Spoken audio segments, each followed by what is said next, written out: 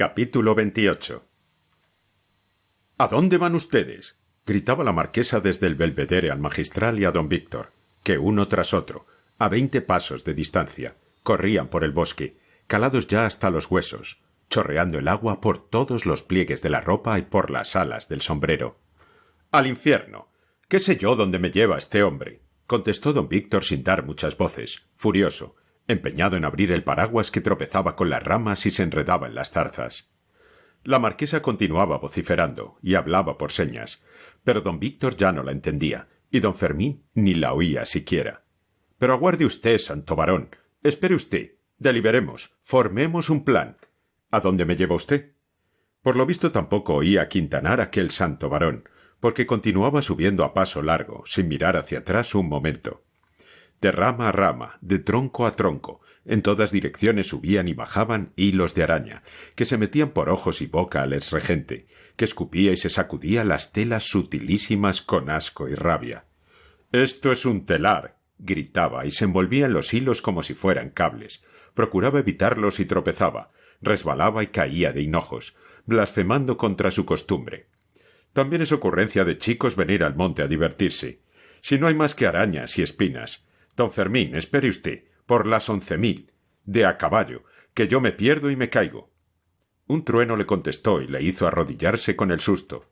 No osó blasfemar otra vez. Don Fermín, don Fermín, espere usted en nombre de la humanidad. De pas se detuvo, se volvió, le miró desde arriba con lástima y disimulando la ira, y le dijo lo menos malo de cuanto se le ocurría. —Parece mentira que sea usted cazador.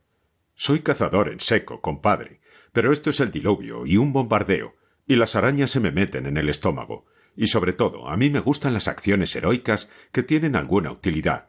Nisi utile es id quod facimus, stulta es gloria.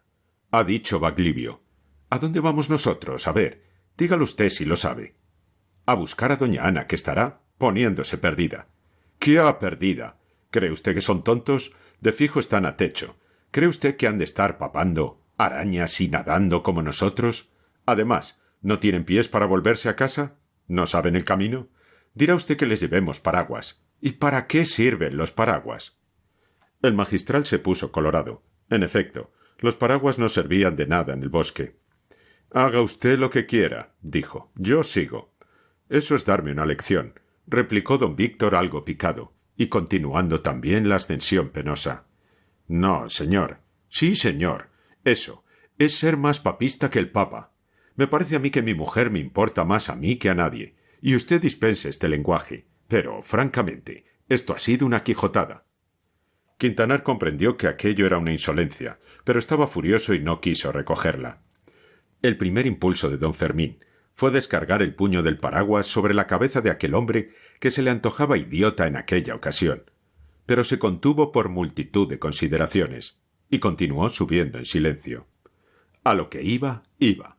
Todos aquellos insultos le sonaban como le sonarían a un náufrago los que le arrojasen desde tierra. Dos ideas llevaba clavadas en el cerebro con clavos de fuego. Ubi irritatio ibi fluxos, decía una, y la otra, estarán en la casa del leñador.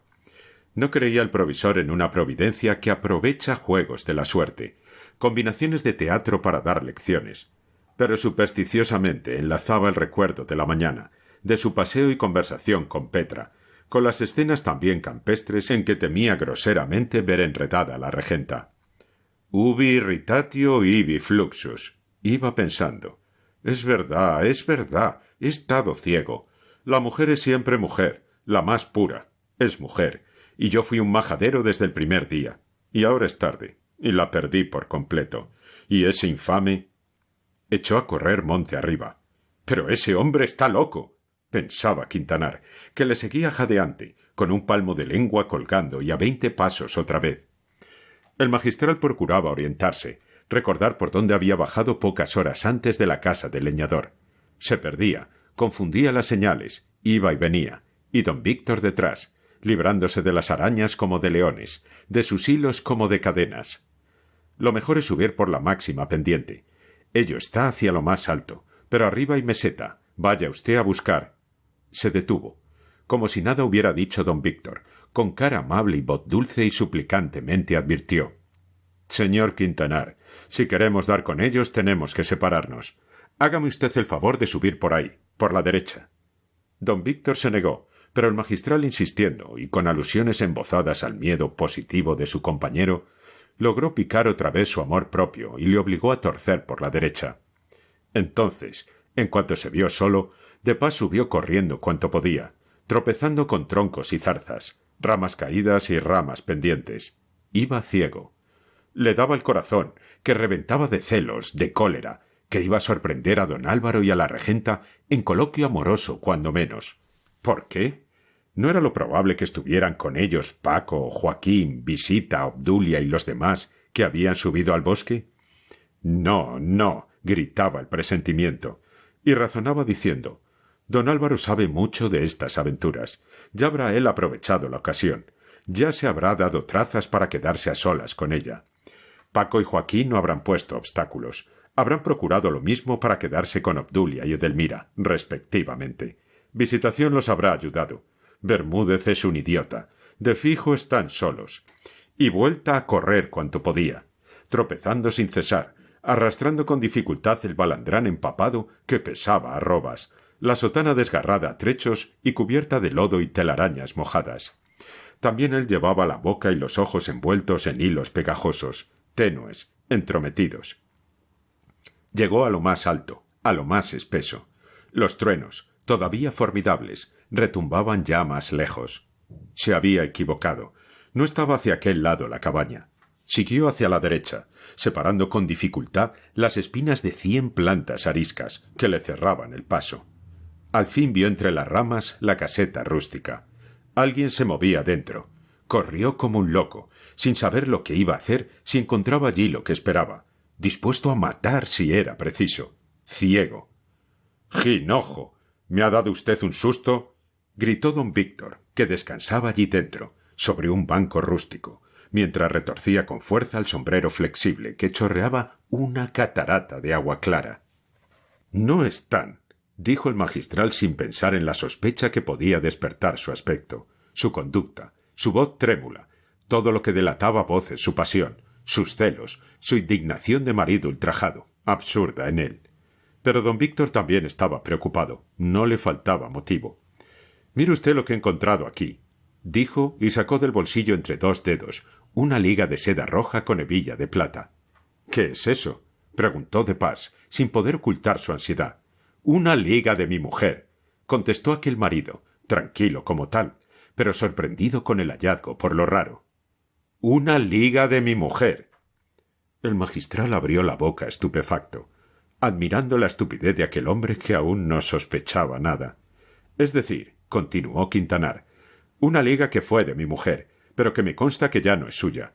Sé que no le sirven, sé que ha engordado con los aires de la aldea, con la leche, etc., y que se las ha regalado a su doncella, a Petra, de modo que esta liga es de Petra. Petra ha estado aquí. Esto es lo que me preocupa. ¿A qué ha venido Petra aquí? ¿A perder las ligas? Por esto estoy preocupado, y he creído oportuno dar a usted estas explicaciones. Al fin es de mi casa, está a mi servicio y me importa su honra. Y estoy seguro, esta liga es de Petra. Don Fermín estaba rojo de vergüenza.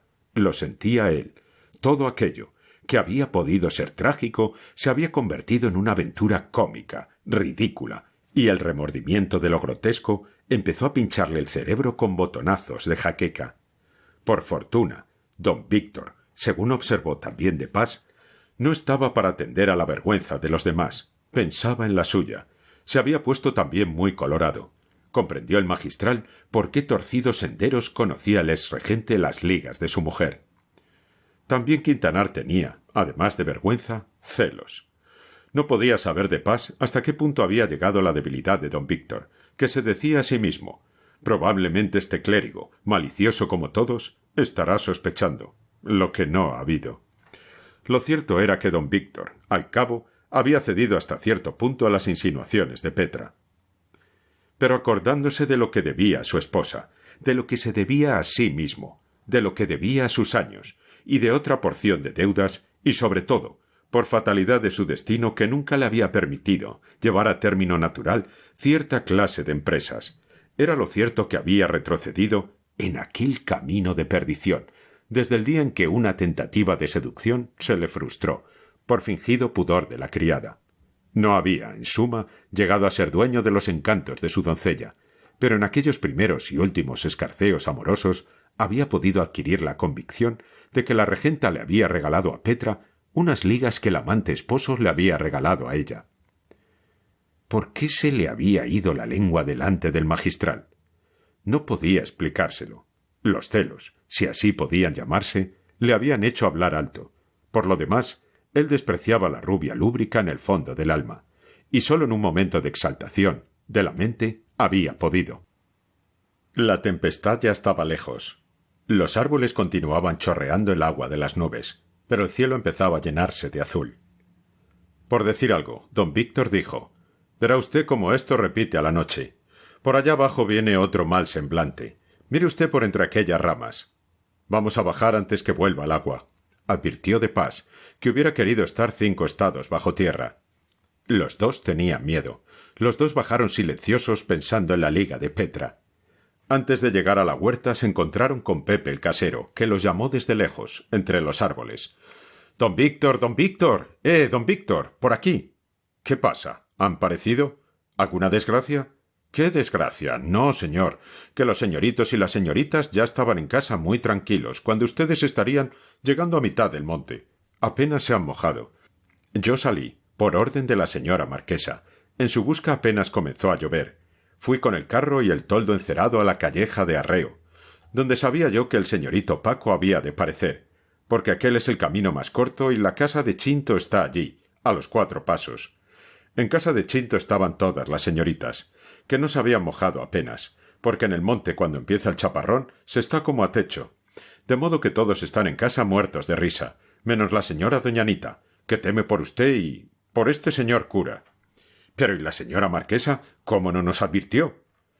Pues si dice que le llamaba usted a voces y que usted no hacía caso, y que ella le decía que ya había salido el carro. Y Pepe se reía a carcajadas. No ha sido mala broma, jeje. Provecicos, y da lástima verles. Sobre todo este señor cura está hecho un eciomo. Perdonando la comparanza. Es una sopa. Anda, anda, y cómo se le ha ponido todo el melindrán este. Y la sotana parece un charco. Tenía razón Pepe. De pas y don Víctor se miraban y se encontraban aspecto de náufragos. Anden, anden, ángeles de Dios, que la mojadura puede llegar a los huesos y darles un romantismo. Ya ha llegado, Pepe, ya ha llegado. La señorita Ana ya tiene preparada ropa caliente pa usted, y creo que no falta pa este señor cura. Y si no, yo tengo una camisa fina que podría ponérsela una princesa. El magistral, en vez de entrar en la huerta por el postigo por donde habían salido, dio media vuelta a la muralla y entró en las cocheras, de donde hizo sacar su miserable berlina de alquiler. Don Víctor no le vio siquiera separarse de él. Tan absorto iba. Encontró el magistral al marqués, que no quería dejarle marchar en aquel estado. «Pero si va usted a coger una pulmonía, múdese usted. Ahí habrá ropa». No hubo modo de convencerle. «Despídame usted de la marquesa. En una carrera estoy en mi casa». Y dejó el vivero, no tan a escape como él hubiera querido, sino a un trote falso que poco a poco se fue convirtiendo en un paso menos que regular. «Pero hombre, castigue usted a ese animal», gritaba don Fermín al cochero. «Mire usted que estoy calado hasta los huesos y quiero llegar pronto a mi casa». El cochero, ante la perspectiva de una propina, descargó 2 tremendos latigazos sobre los lomos del rocín, que vino así a apagar la ira concentrada por tantas horas en el pecho del provisor. Aquellos latigazos los hubiera descargado el canónigo de buen grado sobre el rostro de Mesía.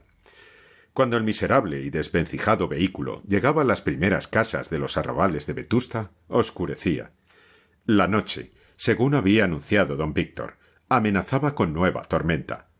Todo el cielo se cubría de nubes pardas que se ennegrecían poco a poco. Ya se veían relámpagos extensos en el horizonte, por norte y oeste, y de tarde en tarde zumbaba rodando un trueno allá muy lejos. Don Fermín llevaba el alma sofocada de hastío, de desprecio a sí mismo. «¡Qué jornada!» pensaba. «¡Qué jornada!» No le quedaba ni el consuelo de compadecerse. Merecido tenía todo aquello. El mundo era como el confesionario lo mostraba, un montón de basura. Las pasiones nobles, grandes, sueños, aprensiones, hipocresía del vicio. Buena prueba era él mismo, que a pesar de sentirse enamorado por modo angélico, caía una y otra vez en groseras aventuras, y satisfacía como un miserable los apetitos más bajos. Y al fin Teresina era de su casa, pero Petra era de la otra, de Ana. Ya no se disculpaba con los sofismas del maquiavelismo, de la conveniencia de tener de su parte a la criada. Con unas cuantas monedas de oro hubiera conseguido lo mismo. Y don Víctor, otro miserable y además un estúpido que merecía cuanto mal le viniera encima, como él, como Ana lo merecían también, como lo merecían el mundo entero, que era un lodazal. Oh, aquellos relámpagos debían quemar el mundo entero si se quería hacer justicia de una vez. Lo que más le irritaba era que su conciencia le envolvía a él también con el general desprecio. Todo era pequeño, asqueroso, bajo, y él como todo. Y lo que había dicho el médico, ubi irritatio, es decir, que Ana caería en brazos de don Álvaro, que era fatal aquella caída, y tanto misticismo, y tanto hermano mayor del alma, ¿para qué había servido? Farsa, hipocresía, hipocresía inconsciente, como la propia, como la del universo entero. El magistral daba diente con diente. El frío le hizo pensar en la ropa en su madre. Esta es otra. ¿Qué va a decir al verme entrar así? Tendré que inventar una mentira. Bah, una más. ¿Qué importa? Y los otros allá, a sus anchas, podrán, si quieren, cometer sus torpezas delante del mismo idiota del marido. Oh, ¿quién es aquí el marido? ¿Quién es aquí el ofendido? Yo, que siento la ofensa, que la preveo, que la huelo en el aire. No él, que no la vea aún puesta delante de los ojos. Idea tuvo de arrojarse del coche y a pie, a todo correr, volver furioso al vivero a sorprender lo que el presentimiento le daba por seguro, lo que no había pasado tal vez en el bosque, pero lo que estaría pasando en la casa, entre aquellos borrachos disimulados y aquellas damas lascivas, locas y encubridoras. Un trueno que retumbó sobre Vetusta sirvió de acompañamiento a la cólera del canónigo. ¡Eso, eso! Rugió mientras abría la portezuela y se apeaba frente a su casa. Esto solo se arregla con rayos. Y entró en su casa después de pagar al cochero. Los rayos que quería le esperaban arriba dispuestos a estallar sobre su cabeza. Cuando se acostó aquella noche, pensaba que en su vida había tenido tan formidable reyerta con su señora madre, ni había visto jamás a doña Paula ostentar mayores parches de sebo en las sienes. Y al dormirse, la última idea que le perseguía, la que más le atormentaba con sus punzadas, era la del ridículo. ¡Qué aventuras tan grotescas! ¡Qué horrorosa ironía de lo cómico durante todo el día! Y la culpa de todo la tenía la odiosa, la repugnante sotana. Los últimos pensamientos del magistral fueron maldiciones, pero a pesar de todo durmió, rendido por tanta fatiga. Allá en el vivero los convidados habían puesto al mal tiempo buena cara, y mientras en el Palacio Viejo los curas rurales, el marqués y algunos otros señores de Vetusta jugaban al tresillo a primera hora y más tarde al monte, que llamaba el clero del campo la Santina, en la casa nueva todas las damas y los caballeros que habían querido correr por los prados en la romería procuraban divertirse como podían y se bailaba, se tocaba el piano, se cantaba y se jugaba al escondite por toda la casa. Ya se sabía que al vivero no se iba otra cosa. Visitación, Obdulia y Edelmira también eran las que conocían mejor los lugares más escondidos, donde había puertas de escape, y todo lo que exigían aquellos juegos infantiles a que se entregaban, sin pensar en los muchos años que tenían varias de aquellas personas tan alegres.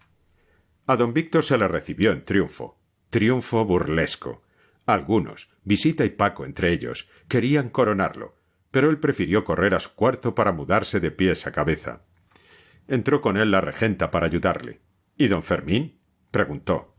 Tu don Fermín es un botarate, hija mía, y perdona, contestó Quintanar de mal humor, mientras se mudaba los calcetines, y refirió a su mujer todo lo que les había sucedido, menos el hallazgo de la liga. Ana convino en que de Pas había llevado la galantería a un extremo ridículo, sobre todo ridículo en un sacerdote. ¿A quién le importará más mi mujer, a él o a mí?, repetía cada instante el marido, como supremo argumento contra el magistral. Sí, pensaba Ana, tiene razón don Álvaro. Ese hombre tiene celos de amante, y lo que ha hecho hoy ha sido una imprudencia. Debo huir de él. Tiene razón, Álvaro. Mesía y Paco, en los días anteriores, habían venido varias veces al vivero, a caballo. Mesía había encontrado a la regenta expansiva, alegre, confiada, y sin hablar palabra de amor pudo conseguir que ella escuchase consejos que él juraba higiénicos principalmente. El misticismo era una exaltación nerviosa. En eso estaba Ana también, asustada todavía con los recuerdos de sus aprensiones. Además, el magistral no era un místico. Lo menos malo que se podía pensar de él era que se proponía ganar a las señoras de categoría para adquirir más y más influencia. Cuando don Álvaro se atrevió a decir esto, ya sus confidencias habían sido muy íntimas. De amor no se hablaba. Mesía, aunque con trabajo, esperaba a la regenta hasta el punto de no tocarle al pelo de la ropa. Ella se lo agradecía y, como en tiempo antiguo, procuraba aturdirse, no pensar en los peligros de aquella amistad, y lo conseguía mejor que antes. Mi salud, pensaba, exige que yo sea como todas. Basta para siempre de cavilaciones y propósitos quijotescos y excesivos. Quiero paz, quiero calma. Seré como todas. Mi honor no padecerá. Pero los escrúpulos me volverían a la locura, a las aprensiones horrorosas. Y temblaba recordando las tristezas y los terrores pasados. La pasión, menos vocinglera que antes, subrepticia, seguía minando el terreno, y a los pocos latidos de la conciencia contestaba con sofismas.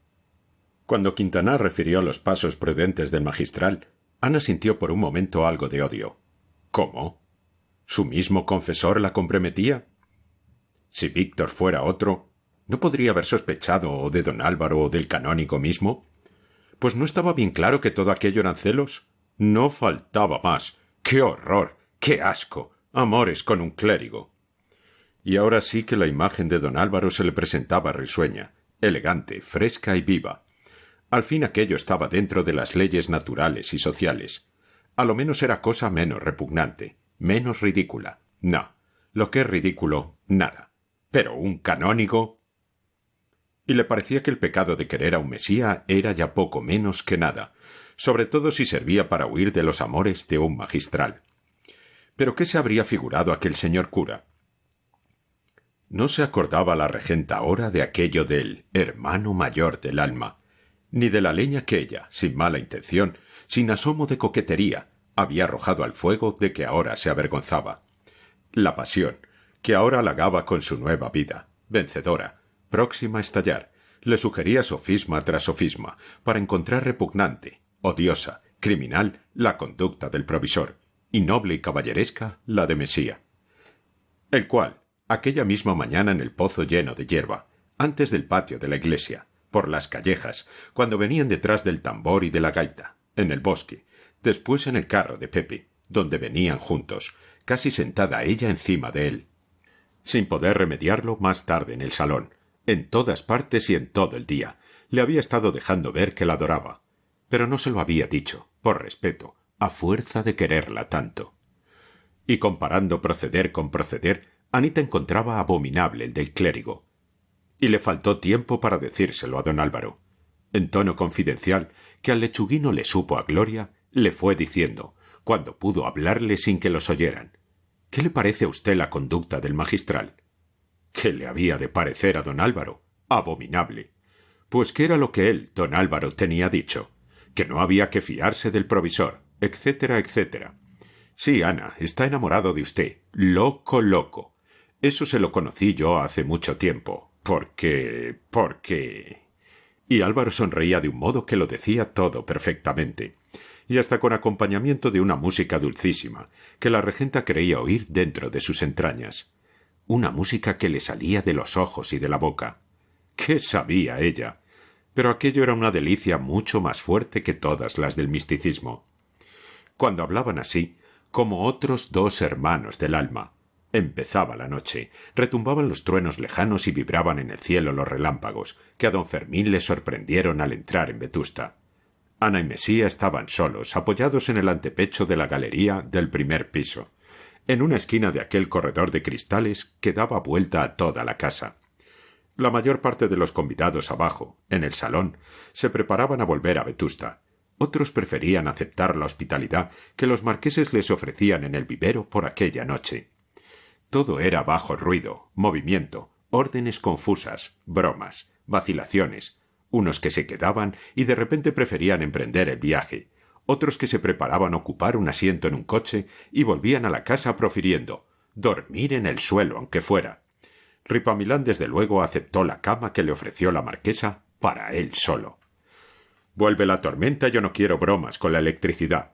Me consta que la carrera de un coche atrae el rayo. Me quedo. Las baronesas prefirieron desafiar la tempestad. El barón quería quedarse, pero tuvo que seguirlas. También se metió en el coche el gobernador, pero su esposa se quedó con los marqueses.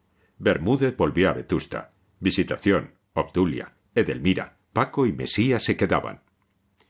Mientras abajo se trataban a gritos y con idas y venidas tan arduas materias, Edelmira, Obdulia, Visita, Paco y Joaquín corrían como locos por el corredor del primer piso. Visitación estaba un poco borracha, no tanto por lo que había bebido como por lo que había alborotado. Obdulia decía que tenía un clavo en la sien.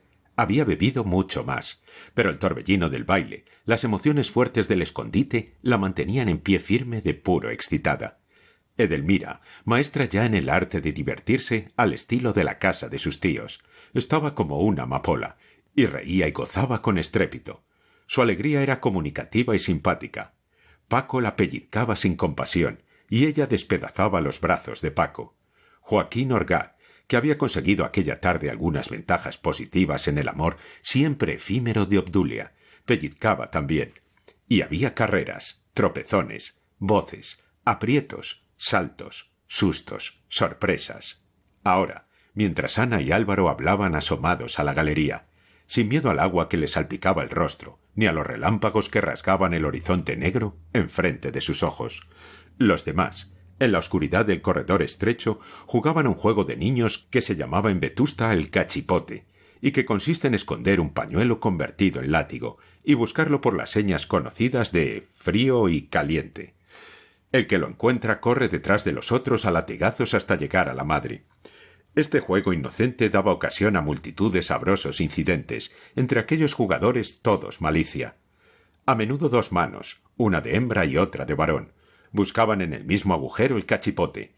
Los que corrían se atropellaban, y la verdad histórica exige que se declare, por más que parezca inverosímil, que muy a menudo aquellos chicos que corrían como locos, todos juntos por la estrecha galería, huyendo del látigo, caían al suelo en confuso montón, mientras el zurriago les medía las espaldas.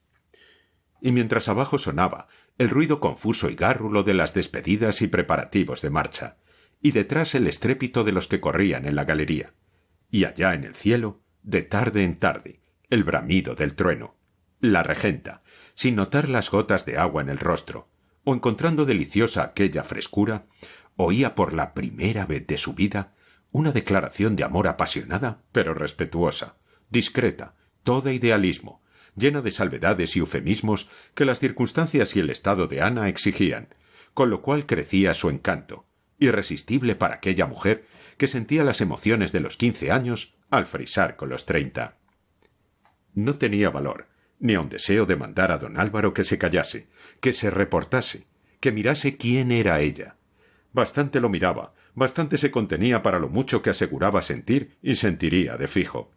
No, que no calle, que hable toda la vida, decía el alma entera.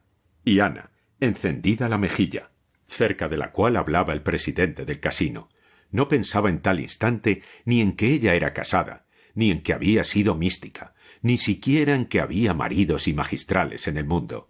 Se sentía caer en un abismo de flores. Aquello era caer, sí, pero caer al cielo. Para lo único que le quedaba un poco de conciencia, fuera de lo presente, era para comparar las delicias que estaba gozando con las que había encontrado en la meditación religiosa. En esta última había un esfuerzo doloroso, una frialdad abstracta, y en rigor algo enfermizo, una exaltación malsana. Y en lo que estaba pasando ahora, ella era pasiva.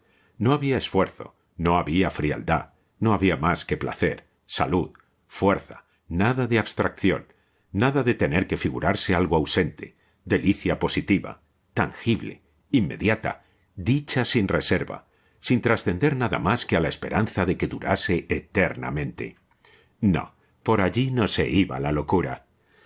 Don Álvaro estaba elocuente.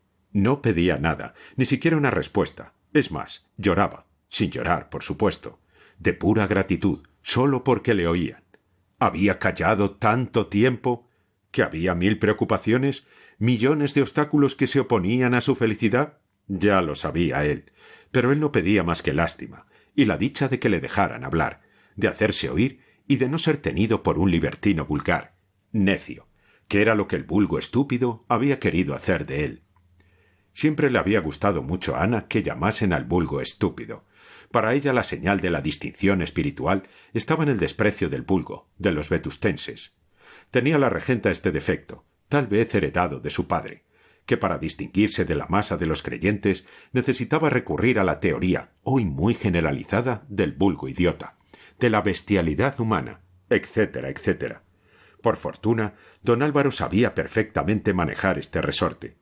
Era él capaz de despreciar, llegado el caso, al mismo sol del mediodía si se oponía a sus pasiones.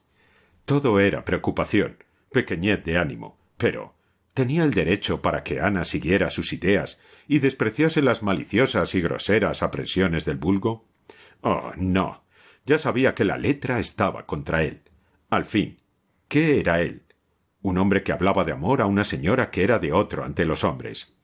Ya lo sabía, sí. No exigía que Ana se hiciese superior a tantas tradiciones, leyes y costumbres, lugares comunes y rutinas como le condenaban. Claro que había en el mundo mujeres, virtuosas como la que más, que ya sabían a qué atenerse respecto de la letra de la ley moral, que condenaba aquel amor de Mesía. Pero podía él pedir a Ana, educada por fanáticos, que había pasado su juventud en un pueblo como Vetusta, podía pedirla que se dignase siquiera alentar su pasión con una esperanza. No, no. Demasiado sabía que no. Bastaba con que le oyera. ¿Cuántos años había estado sin querer oírle? Y lo que él había padecido. Pero, en fin, de esto ya no había que acordarse. El dolor había sido infinito, infinito, pero todo lo compensaba la felicidad de aquel momento. Callaba Ana, oía. Pues qué más dicha podía él ambicionar. A la luz de un relámpago, la regenta vio los ojos de Álvaro brillantes y envueltos en humedad de lágrimas. También tenía las mejillas húmedas. Ella no pensó que esto podía ser agua del cielo. Está llorando aquel hombre, el hombre más hermoso que ella había visto, el compañero de sus sueños, el que debió haberlo sido de su vida. Pero, ¿por qué hablaba de agradecimiento? ¿Por qué ella no le interrumpía? Si él supiera que no podía ni hablar.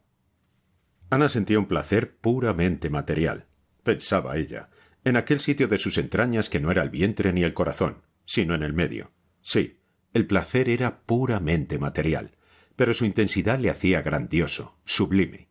Cuando se gozaba tanto, debía de haber derecho a gozar. Cuando Álvaro, creyendo bastante cargada la mina, suplicó que se le dijera algo, por ejemplo, si se le perdonaba aquella declaración, si se le quería mal, si se había puesto en ridículo, si se burlaba de él, etc.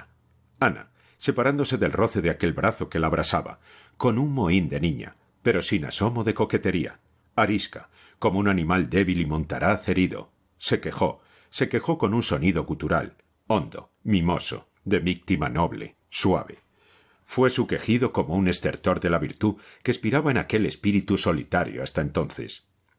Y se alejó de Álvaro, llamó a visita, la abrazó nerviosa y dijo, pudiendo al fin hablar, ¿a qué jugáis, locos? Ahora ya nada. Jugábamos al cachipote, pero Paco y Edelmira están allá en la esquina del otro frente disputando sobre quién tiene más fuerza, si ella o él.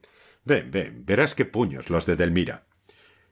En la más oscura de las galerías, en un rincón, amontonados, estaban los demás compañeros de broma. Edelmira y Paco espalda con espalda, como se baila a veces la muñeira, sobre todo en el teatro, medían sus fuerzas. Paco resistía con dificultad el empuje violento de su prima, que gozando lo que ella y el diablo sabían, se incrustaba en la carne de su primo, más blanda que la suya, empeñada en vencerle y hacerle andar hacia adelante, mientras ella andaba hacia atrás. Al cabo, Edelmira venció, y Paco, silbado por los presentes, propuso luchar de frente, con las manos apoyadas en los hombros del contrario. Así se hizo, y esta vez venció Paco. Joaquín propuso la misma lucha a Obdulia. Visita se atrevió a medir con la regenta sus fuerzas. Joaquín y Ana vencieron. A don Álvaro, que no tenía con quién luchar, se le vino a la memoria la escena del columpio en que le venció el maldito de Pas. Pero ahora le tenía debajo de los pies. Más valía maña que fuerza. Siguieron los ejercicios corporales, el ruido del agua, la luz de los relámpagos, los truenos lejanos, la oscuridad ambiente, los vapores de la comida, la estrechez del corredor. Todo los animaba, los arrojaba a la alegría aldeana, a los juegos brutales de la lascicia subrepticia, moderados en ellos por instintos de la educación. Pero volvieron los pellizcos, los gritos, los puñetazos de las mujeres en la cabeza de los varones. Ana jamás había asistido a escenas semejantes. Ella y don Álvaro no tomaban parte activa en la broma al principio, pero al fin le tocó a la regenta algún pellizco, ninguno de Mesía, a este varios de Obdulia y Visita, y, sin pensarlo, Ana en la general contienda más de una vez sintió su espalda oprimida por la de Álvaro, y aunque huía el contacto delicioso, de un sabor especial, en cuanto lo notaba, el contacto volvía, y Ana iba sintiendo emociones extrañas, nuevas del todo, una inquietud alarmante, sofocaciones repentinas y una especie de sed de todo el cuerpo que hasta le quitaba la conciencia de cuanto no fuese aquel rincón oscuro, estrecho, donde cantaban, reían, saltaban. Como una música lejana, dulcísima en su suavidad, recordaba todos los pormenores de la declaración amorosa de Mesía.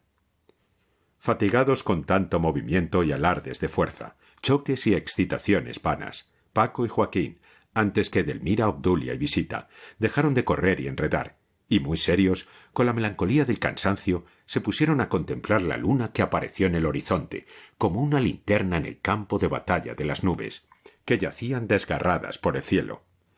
Paco, con regular voz de barítono, cantó pedazos de favorita y de sonámbula, y Joaquín salió por malagueñas, como él decía. En su voz había una tristeza que contrastaba con la alegría que le brillaba en los ojos, clavados en los de Obdulia, quien aquella noche se había propuesto dar el premio de sus favores, no el principal, al género flamenco. Por fortuna, Joaquín se conformaba con el accésit. Don Víctor, que se aburría abajo, oyó cantar el espíritu gentil, y subió. Le daba hora por la música, cantar óperas, a su modo, y oír cantar a los que afinaban más que él. Era su delicia por aquella temporada, y si todo esto se hacía a la luz de la luna, miel sobre hojuelas. Todos en un grupo, respirando el fresco de la noche, contemplando la luna que salía por la bóveda desgarrando jirones de nubes de forma caprichosa. Cantaban a la vez o por turno y hablaban en voz baja, como respetando la majestad de la naturaleza dormida, con languidez del cuerpo y del alma. Don Víctor era más soñador que ninguno de los presentes. Se acercó a Mesía, consiguió entablar conversación particular con él, y como encontró a su amigo más atento que nunca, más cordial, más afectuoso, no tardó en abrirle el alma de par en par. Cuando ya los otros se habían cansado de la luna y de las óperas y las malagueñas, don Víctor, que había comido bien y merendado con frecuentes libaciones, seguía abriendo el pecho ante la atención de Mesía, atención muda, intachable. «Mire usted», decía el viejo, «yo no sé cómo soy, pero sin creerme un tenorio, siempre he sido afortunado en mis tentativas amorosas. Pocas veces las mujeres con quien me he atrevido a ser audaz han tomado a mal mis demasías, pero debo decirlo todo. No sé por qué tibieza o encogimiento de carácter, por frialdad de la sangre o por lo que sea. La mayor parte de mis aventuras se han quedado a medio camino. No tengo el don de la constancia». «Pues es indispensable». «Ya lo veo, pero no lo tengo. Mis pasiones son fuegos fatuos. He tenido más de 10 mujeres medio rendidas, y muy pocas, tal vez ninguna, puedo decir que haya sido mía, lo que se llama mía. Sin ir más lejos».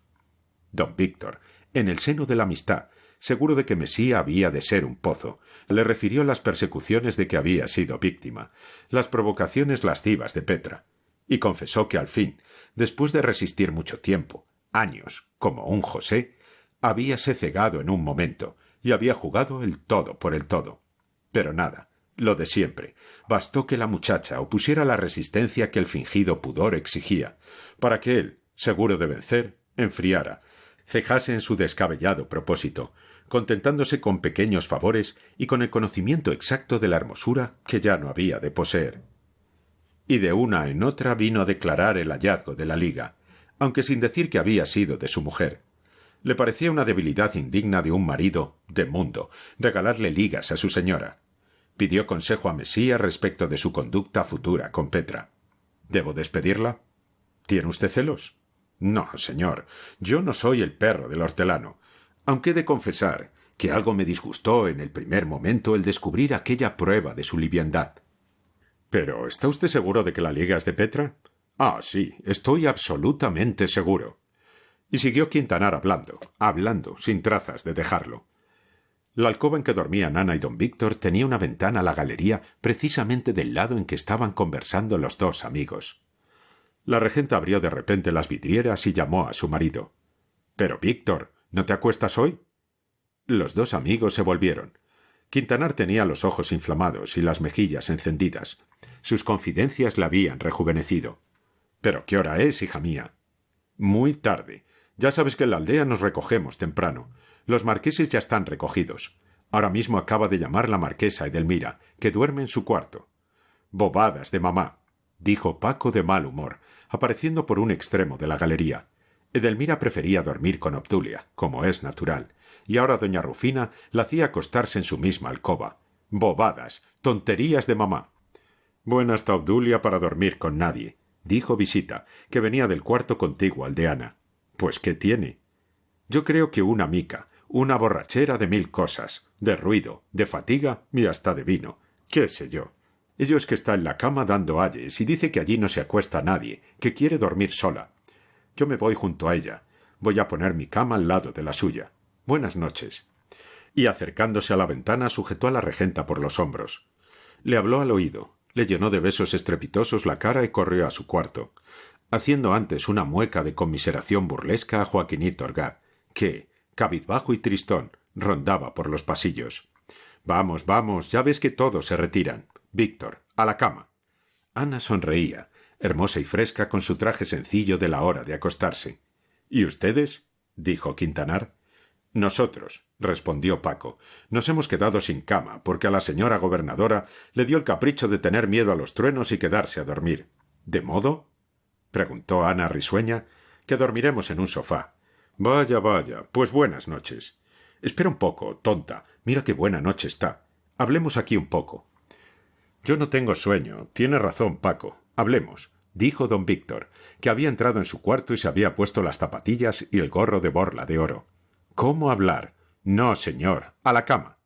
Y Ana, coqueta sin querer, amenazó graciosa, provocativa, con cerrar las ventanas y las contraventanas.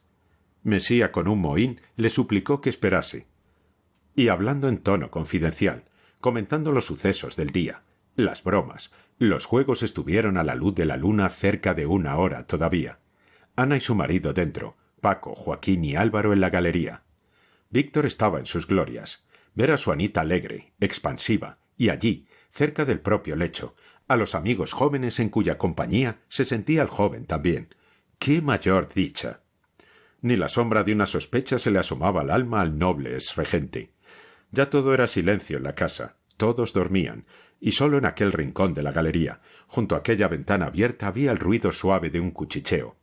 Hablaban a veces 2 o 3 a un tiempo, pero todos en voz baja, que parecía dar más intimidad e interés a lo que se decían. Ana esquivaba unas veces las miradas de don Álvaro, que fumaba apoyando un codo muy cerca de los de Anita, también reclinada sobre el antepecho.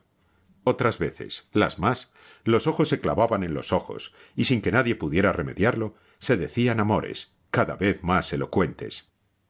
Álvaro, de tarde en tarde, miraba de soslayo y con envidia y codicia al interior de la alcoba. Ana sorprendió alguna de aquellas miradas rápidas y compadeció al enamorado galán, sin tomar a mal su curiosidad indiscreta. Don Víctor no llevaba traza de poner fin al palique, y Ana misma se creyó en el caso de decir: «Vaya, vaya, hasta mañana. Víctor, adentro, adentro». Y cerró las vidrieras en las narices de Álvaro y de los pollos. Paco y Joaquín desaparecieron en lo oscuro del corredor. Quintanar ya estaba de espaldas, allá en el fondo de la alcoba, en mangas de camisa. Don Álvaro no se movía, y vio a la regenta detrás de los cristales, cerrando pausadamente las maderas, y ella en medio, en el hueco de luz, mirándole seria, dulce, y después, cuando ya solo quedaba un intersticio, le miró risueña, juguetona. Volvió a abrir otro poco, y volvió a verle todo el rostro.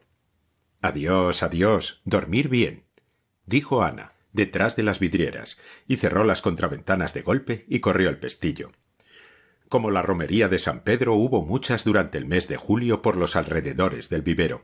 A casi todas asistieron los marqueses y sus amigos. Quintanar y señora esperaban a los de Vetusta en la quinta, y unas veces a pie, otras en coche. Se emprendía la marcha, se recorrían aquellas aldeas pintorescas, se oían aquellos cánticos, monótonos pero siempre agradables, dulces y melancólicos de la danza indígena, y se volvía al oscurecer, comiendo avellanas y cantando, entre labriegos y campesinas retozonas, confundidos señores y colonos en una mezcla que enternecía a don Víctor, el cual decía: «Vea usted, si se pudiera realizar la igualdad y la fraternidad, no había cosa mejor ni más poética». Messier y Pablo no faltaban ni a una de estas excursiones, pero además solían visitar a la regenta cada 3 o 4 días. A veces Ana y Quintanar, después de comer, a eso de las 4 de la tarde, salían a la carretera de Santianes a esperar a sus amigos. La soledad le iba pesando un poco a don Víctor, y aquellas visitas las agradecía en el alma. Ana, al divisar allá lejos, en el extremo de la cinta larga y estrecha de la carretera, las siluetas de los 2 poderosos caballos de Mesía y Vegallana, sentía un placer que se le antojaba infantil, y se ponía nerviosa de ansiedad, que crecía según se acercaban los bultos y se aclaraban las figuras de caballos y jinetes. Ni Visitación ni Paco se atrevían ya nunca a decir nada a don Álvaro, alusivo a sus pretensiones amorosas. Le dejaban hacer. Conocían en la cara de gloria del Tenorio que esperaba el triunfo, que tal vez lo estaba tocando, y comprendían que el pudor, la vergüenza, mejor dicho, exigía un silencio absoluto respecto del caso. Don Álvaro agradecía la delicadeza de sus cómplices y callaba también, tranquilo y satisfecho. A fines del mes comenzó la dispersión general. Todos los que tenían 4 cuartos, y muchos que no los tenían, dejaron la capital y buscaron la frescura de la playa. Don Víctor, loco de contento, salió del vivero con su mujer y con Petra, y se instaló en el puerto mejor de la provincia, la Costa, villa floreciente más rica que Vetusta, emporio del cabotaje y vestida muy a la moda. Otros años Quintanar pasaba el mes de agosto en Palomares, a donde iban también Visita, Obdulia y alguna vez los marqueses y Mesía. «2 años hace que no he veraneado», decía Quintanar, alegre como un chiquillo. La regenta prefirió la costa a Palomares, porque el magistral había suplicado que no se fuera a Baños y que, si el médico lo exigía, que por lo menos no se fuera a Palomares. No quiso Ana contradecir este deseo del confesor y transigió. «Iremos a la costa», dijo en la carta en que contestó a don Fermín. Tenía pésima idea de los efectos morales de los baños de todo el Cantábrico, y especialmente de los baños de Palomares. La mayor parte de los penitentes volvían de aquel pueblo de pesca con la conciencia llena de pecadillos que, si tratándose de otros casi le hacían sonreír, en la regenta le hubieran hecho muy poca gracia. Comprendía don Fermín que su influencia iba disminuyendo, que la fe de Ana se entibiaba, y en cambio crecía la desconfianza en ella. Y como perder del todo a su regenta era idea que le asustaba, dando tormento al orgullo, a los celos, hacía de tripas corazón, fingía no ver, y mantenía su poder espiritual claudicante, con puntales de tolerancia y estribos de paciencia. La ira la desahogaba sobre el obispo, y con la curia eclesiástica. Cada vez era su poder mayor y más cruel su tiranía. Las ventajas de don Álvaro en el ánimo de Ana las pagaba el clero parroquial, aquel clero que Foja decía respetar tanto. También Ana prefería aquel modus vivendi. No quería volver a las andadas. Temía que viniesen la compasión y los remordimientos y las aprensiones a molestarla, y al fin hacerla caer enferma, si por completo rompía con el provisor. «Me conozco», pensaba.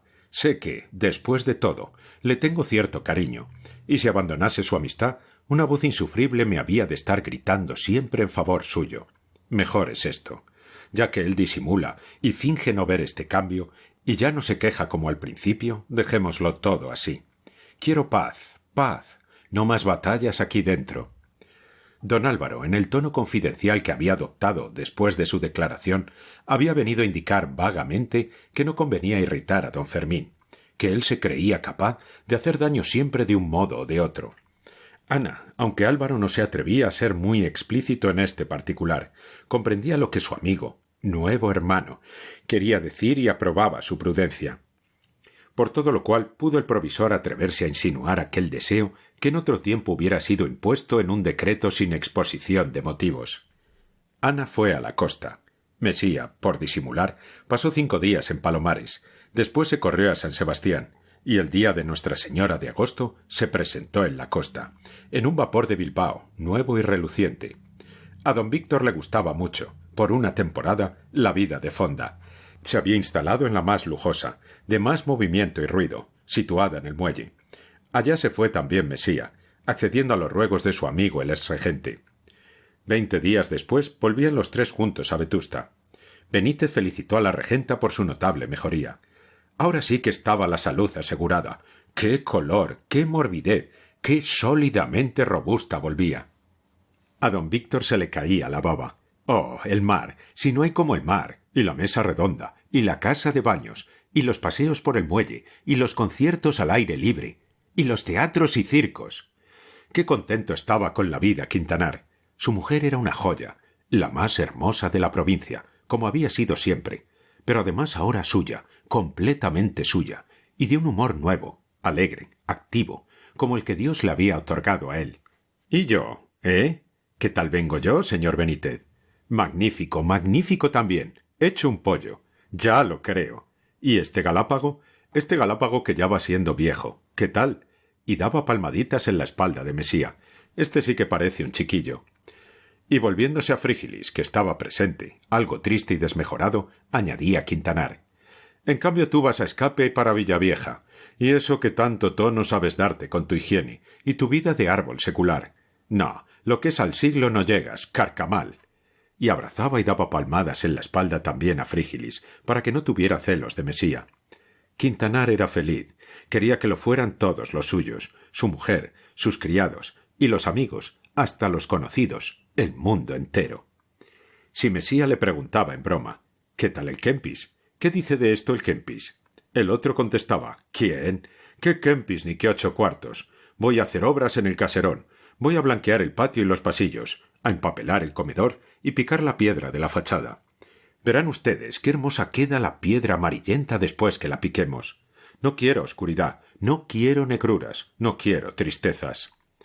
Mesía había convencido a la regenta de que don Víctor, en rigor, venía a ser una cosa así como un padre. Siempre había pensado ella algo por el estilo.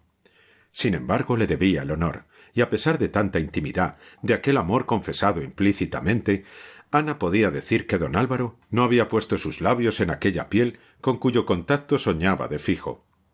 Mesía no se daba prisa. Aquella casada no era como otras. Había que conquistarla como a una virgen. En rigor, él era su primer amor, y los ataques brutales la hubieran asustado, le hubieran robado 1000 ilusiones. Además, a él también le rejuvenecía aquella situación de amor platónico, de intimidad dulcísima, en que sólo él hablaba de amor con la boca y ambos con los ojos, la sonrisa, y todo lo demás era mudo y no era deshonesto y grosero. Así como así, el verano siempre le ponía un poco lánguido y desmadejado. Calculaba él, con aquella frivolidad afectada y natural, al mismo tiempo de materialista práctico.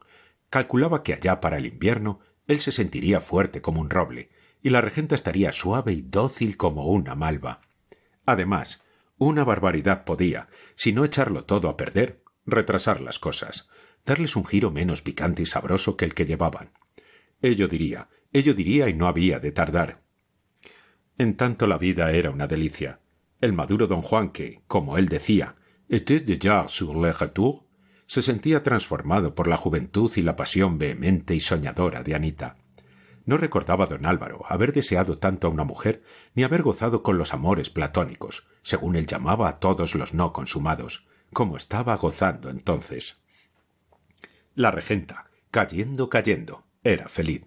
Sentía el mareo de la caída en las entrañas, pero si algunos días al despertar, en vez de pensamientos alegres encontraba, entre un poco de bilis, ideas tristes, algo como un remordimiento, pronto se curaba con la nueva metafísica naturalista que ella, sin darse cuenta de ello, había creado a última hora para satisfacer su afán invencible de llevar siempre a la abstracción, a las generalidades, los sucesos de su vida. Pero la misma Ana, tan dada a cavilaciones, tenía poco tiempo para ellas. Toda la vida era diversión, excursiones, comidas alegres, teatros, paseos. Entre la casa de los marqueses y la de Quintanar se había establecido una especie de convivencia de que participaba Obdulia, Visita, Álvaro, Joaquín y algunos otros amigos íntimos. Se iba al vivero muy a menudo, se corría por el bosque, por la galería que rodeaba la casa, por la huerta, por la orilla del río. Todos parecían cómplices. Obdulia y Visita adoraban a la regenta, eran esclavas de sus caprichos, se la comían a besos, juraban que eran felices viéndola tan tratable, tan humanizada. Y jamás una alusión picaresca, ni una pregunta indiscreta, ni una sorpresa importuna. Nadie hablaba allí del peligro que sólo ignoraba Quintanar. Muchas veces, cuando una tormenta como la de San Pedro descargaba sobre el vivero, se quedaba allí toda la comitiva a pasar la noche. Ana se encontraba, sin buscarlo, pero sin esquivar las ocasiones, en contacto con Álvaro, apretada contra él en coches, palcos, bailes, bosques, muchas veces cada semana. Un día de noviembre, de los pocos buenos del veranillo de San Martín, se emprendió la última excursión, por aquel año, al vivero. La alegría era extremada, nerviosa. Aquellos chicos, como seguía llamándolo Ripamilán, también expedicionario a pesar de los años, aquellos chicos tenían en la quinta de Vegallana los mejores recuerdos de sus juegos alegres. Se despedían con pesar de aquel rincón de sus primaveras y sus otoños. Querían saborear hasta la última gota de alegría loca, en la libertad del campo, en las confidencias secretas y picantes del bosque. Jamás Visita hizo la niña de mejor buena fe. Jamás Obdulia consintió a Joaquín más tonterías, según su vocabulario lleno de eufemismos. Edelmira y Paco hicieron unas paces rotas 8 días antes. Hasta los viejos cantaron, bailaron un minué y corrieron por el bosque. Don Víctor hizo diabluras y se cayó al río, pretendiendo saltarlo de un brinco por cierto paraje estrecho. Ana y Álvaro, al darse la mano por la mañana, al subir al coche, se encontraron en la piel y en la sangre impresiones nuevas. La noche anterior, Álvaro había dicho que él se quería morir. No pedía nada, pero se quería morir. Ana, en todo el camino de Vetusta al vivero, no dijo más que esto, y bajo al oído de Álvaro: «Hoy es el último día». Después de comer, a todos los amantes del vivero les preocupó la idea de que la tarde sería muy corta. Joaquín y Obdulia sabían que todo el mundo era patria. Pero como allí. Edelmira y Paco suspiraban también por sus escondites de la quinta, que iban a dejar muy pronto. Antes del último arranque de locura, de las últimas carreras por el bosque y de la última alegría, hubo un cuarto de hora de melancolía, de cansancio mezclado de tristeza. La tarde iba a ser corta y la última. Visita se sentó al piano y tocó la polca de Salacia, un baile fantástico de gran espectáculo que se representaba aquellas noches en Vetusta. Salacia, la hija del mar, sacaba a sus hermanas del océano, y no se sabe por qué, a las bacantes a bailar en la playa una danza infernal. Ana recordó la impresión que aquella polca había causado en sus sentidos. Las bacantes, Asia, los tirsos, la piel de tigre de Baco.